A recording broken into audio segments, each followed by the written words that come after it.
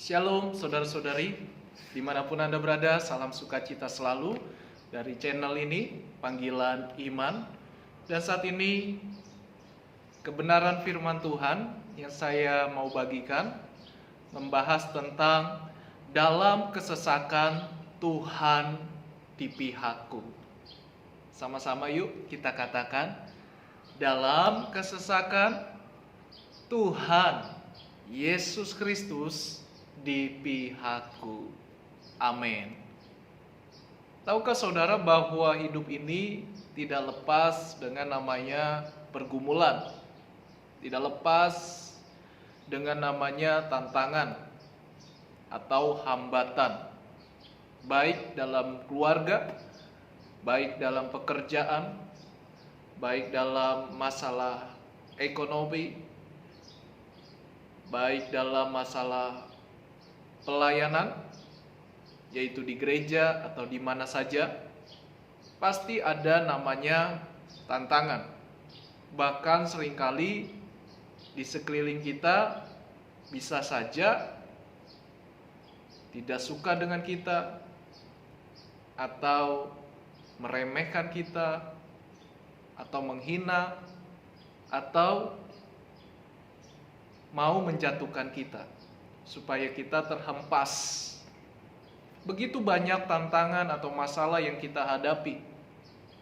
Tapi percayalah bahwa Tuhan Yesus Kristus yang kau yakini, yang kita yakini, saya yakini, selalu ada di pihak kita.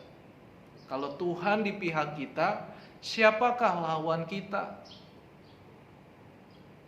Sebelum kita mendengarkan kebenaran firman Tuhan dari kitab Mazmur, saya mengajak saudara terlebih dahulu sama-sama berdoa. Kita minta hikmat Tuhan supaya kuasa Tuhan bekerja atas kita yang mendengarkan firman Tuhan. Mari kita berdoa. Tuhan Yesus, Allah yang hidup, Engkau ada bagi kami. Dimanapun dan kapanpun keadaan kami, Engkau selalu di pihak kami, karena kami percaya Roh-Mu hidup, Roh-Mu berkuasa, Roh Kudus tanpa batas, sanggup menolong kami. Dalam nama Yesus, bekerjalah kuasa firman-Mu, menjamah setiap hati dan pikiran kami. Dalam nama Yesus, urapi hamba-Mu yang tidak ada apa-apanya, biar nama Yesus saja dimuliakan. Dan kami yang mendengar mengalami lawatan jamahan Tuhan. Tuhan memberikan ketenangan, penghiburan, dan selalu ada pengharapan dalam Yesus. Haleluya. Amin. Buka Alkitab kita, atau saudara boleh menyimak dalam kitab Mazmur 118 ayat 5 sampai 17. Saya baca ayat demi ayat. Mazmur 118 ayat 5. Dalam kesesakan aku telah berseru kepada Tuhan. Tuhan telah menjawab aku dengan memberi kelegaan. Ya, saudara, hanya Tuhan yang bisa memberi kita kelegaan. Dunia tidak akan memberi kelegaan. Dunia hanya menunjukkan atau banyak orang yang bersaing. Dunia hanya menunjukkan kesombongan, keangkuhan, kebisaan. Dan itu semua orang bebas untuk melakukannya. Tapi saat ini firman Tuhan mengingatkan kita, dalam kesesakan aku telah berseru kepada Tuhan, dan Tuhan telah menjawab aku, dan juga dengan memberi kelegaan. Setiap masalah kita perlu kita ada jawaban Tuhan, ada kasih Tuhan, dan kita pasti diluputkan oleh Tuhan. Saudara, dimanapun saudara mendengarkan, tahukah bahwa keselamatan kita dalam kesesakan apapun datanglah kepada Tuhan. Tuhan pasti menolong kita. Kitab Mazmur juga setiap penulis atau kisah-kisah dari para nabi atau orang-orang yang dipilih oleh Tuhan, mereka juga punya masalah, punya tantangan. Tapi Tuhanlah yang memberikan kita kelegaan. Dan ayat yang ke-6, Tuhan di pihakku, aku tidak akan takut. Apakah yang dapat dilakukan manusia terhadap aku? Dimanapun Anda berada, apapun pekerjaan, apapun kegiatan saudara, Tuhan ada di pihak. Tuhan ada di pihak saudara. Ada banyak orang yang berusaha menjatuhkanmu. Ada banyak orang yang berusaha menghina, meremehkan. Biarlah mereka lakukan yang demikian. Tetapi kita percaya apa yang kau tabur, yang benar, yang baik, akan tumbuh yang baik, akan tumbuh yang benar. Dan pembelaan selalu ada di dalam Tuhan. Tuhan di pihakku. Tuhan di pihak saudara. Siapakah lawan saudara?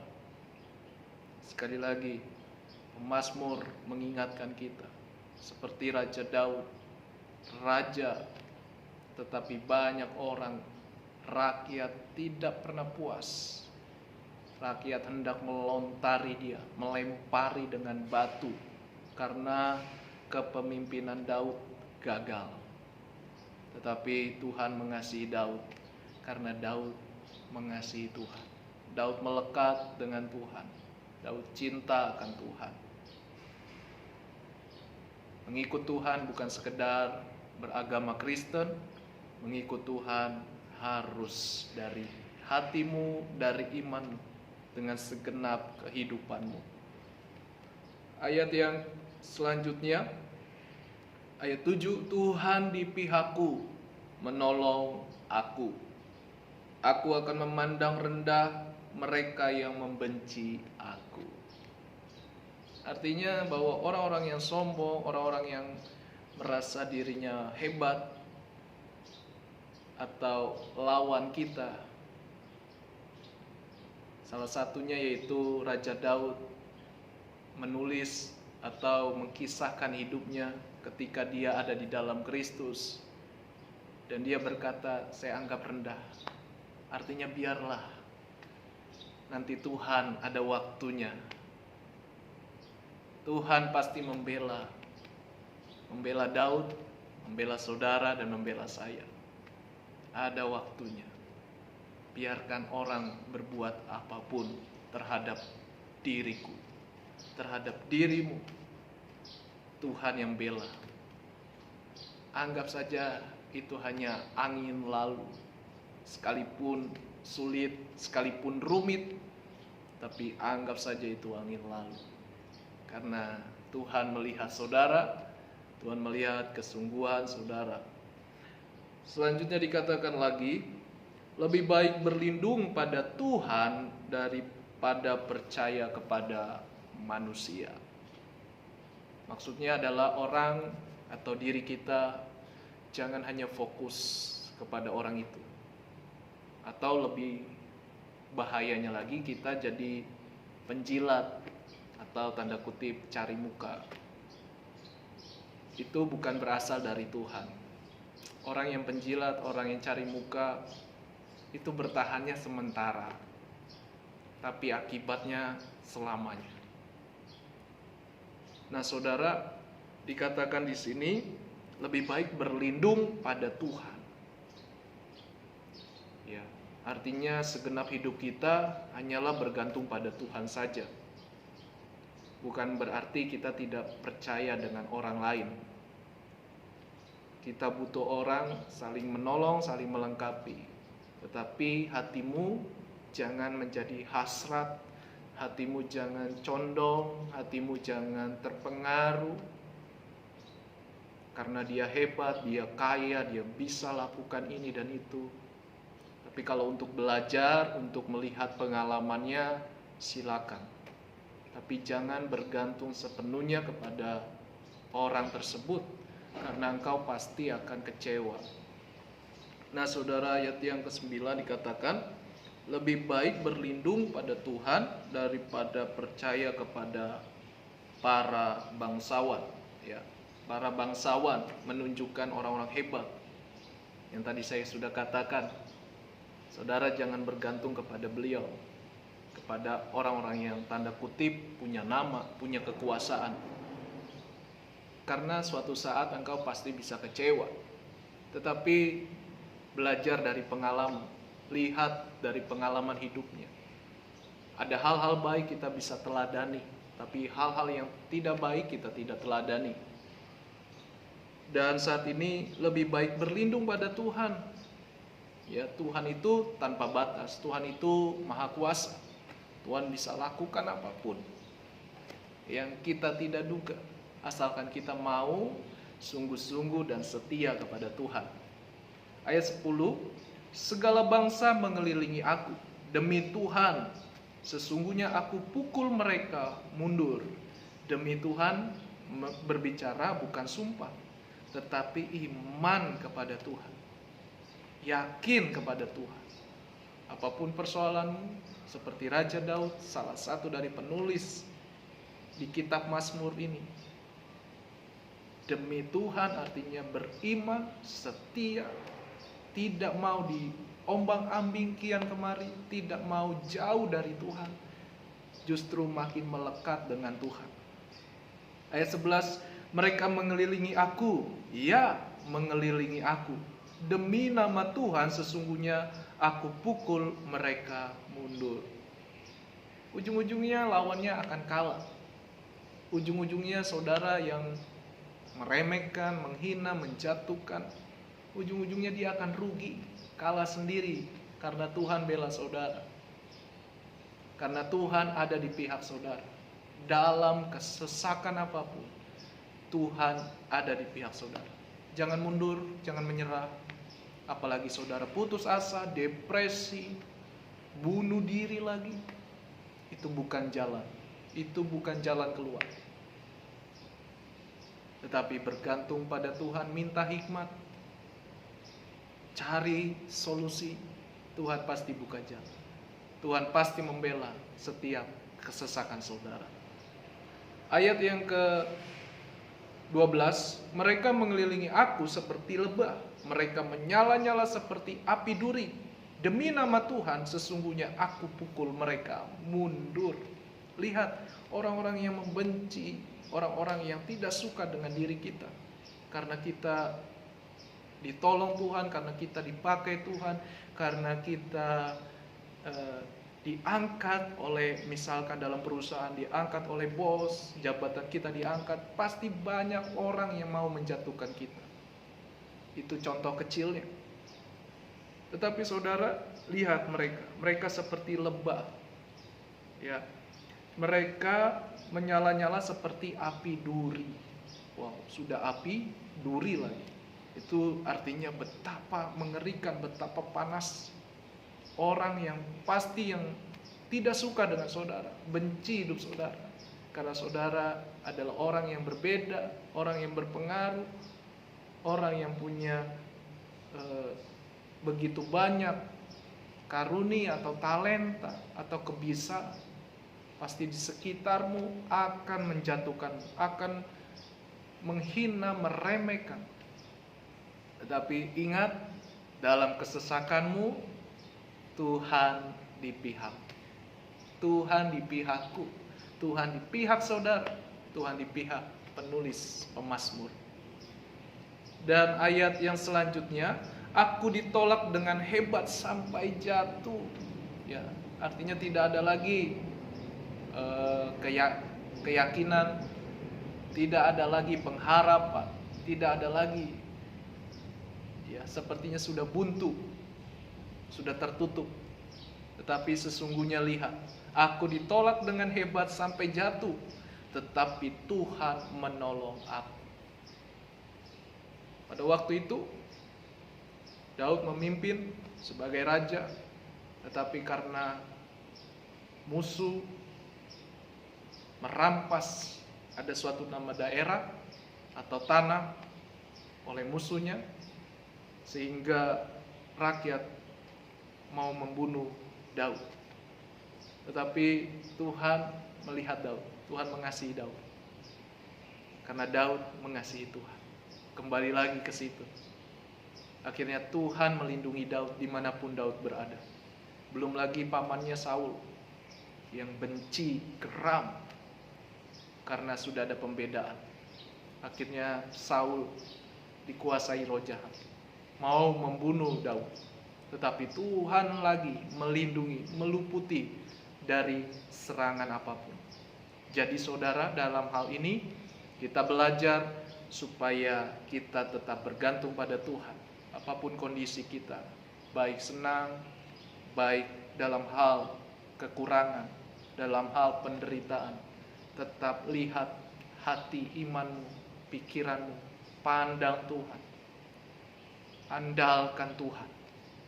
Tuhan berperkara buat saudara. Ayat 14, Tuhan itu kekuatanku dan mazmurku. Ia telah menjadi keselamatanku. Suara sorak-sorai dan kemenangan di kemah orang-orang benar. Siapa orang benar? Saudara yang mengasihi Tuhan. Saya, Raja Daud, atau penulis-penulis kitab Mazmur. Ditemukan ada suatu kumpulan orang-orang benar. Ada di kemah orang-orang benar, maksudnya saudara yang percaya, yang mengasihi Tuhan akan mengalami kemenangan. Ujung-ujungnya Tuhan bela, ujung-ujungnya Tuhan berikan engkau kemenangan. Air matamu yang tadinya sedih, yang berat, akan menjadi air mata pengharapan, air mata sukacita, karena berkatnya itu tidak terduga. Kapan saja dia bisa lakukan. Detik ini pun Tuhan bisa lakukan. Tetapi kalau belum, saudara alami, jangan kecil hati, Tuhan masih ada di pihak. Bagian kita tekun, andalkan Dia, percayalah kepada Dia. Dia sang juru selamat hidup kita. Saya baca lagi. Tangan kanan Tuhan melakukan keperkasaan. Ayat 16, tangan kanan Tuhan berkuasa meninggikan. Tangan kanan Tuhan melakukan keperkasaan. Diulangi 2 kali, keperkasaan. Tangan Tuhan sendiri yang meninggikan. Wow, kalau Tuhan sudah beri kita kemenangan, berkat yang melimpah, kita tidak bisa sombong. Semua karena Tuhan, semua karena kemuliaan, kembali kepada kemuliaan. Kalau saudara sudah mengalami hal ini, bagikan kepada banyak orang. Karena di sekitarmu, bahkan di tempat lingkungan yang luas, pasti ada orang yang lemah, yang menyerah dengan keadaan. Tapi justru saudara dalam kesesakan, saudara masih bergantung pada Tuhan, maka saudara akan melihat pembelaan Tuhan, kemenangan yang Tuhan berikan, yang Tuhan janjikan. Kita hidup percaya karena janji Tuhan. Janji Tuhan tidak lepas, janji Tuhan tidak kadar luasa. Janji Tuhan tidak dibawa arus dunia. Janji Tuhan selalu ada kapanpun untuk saudara dan saya yang percaya. Ayat yang ke-17, aku tidak akan mati tetapi hidup, dan aku akan menceritakan perbuatan-perbuatan Tuhan. Amin. Daud mengalami hal kengerian. Dia mau dibunuh. Banyak orang yang tidak suka dengan beliau. Tetapi Daud bilang, aku tidak mati. Kelihatannya kita sudah down. Kita sudah lemah, kita sudah tidak berdaya lagi. Tetapi sesungguhnya Tuhan punya rencana yang indah. Artinya Tuhan tidak membiarkan kita. Kalau kita belum mengalami saat ini, berarti kita masih diproses. Nikmatilah proses bersama dengan Tuhan. Jangan cepat-cepat salahkan Tuhan. Tuhan selalu ada di pihak saudara dalam kesesakan apapun.